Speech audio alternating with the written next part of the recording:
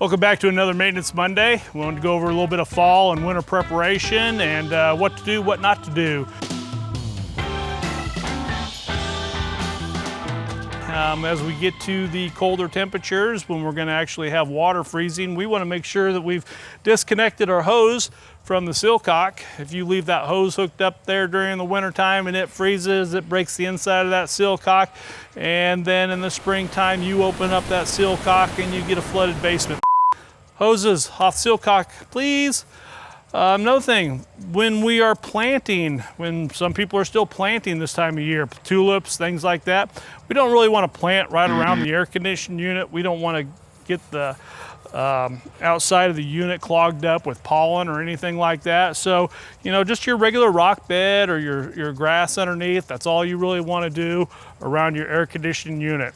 And let's talk about the sod for a minute too. How are we going to get a better looking yard next year? So some of the things you should be doing right now is reseeding.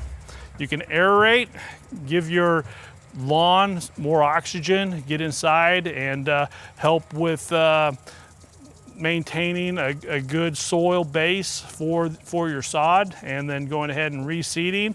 Obviously fertilizing is going to go a long way in giving you a great yard next year. So let's think about doing that preparation now for a better yard tomorrow. We'll see you next Monday for another Maintenance Monday. Make sure we don't have any hoses hooked up to this water spigot. Has the water, blah, blah, blah, blah, blah, blah, blah. Just blanked out. Yep.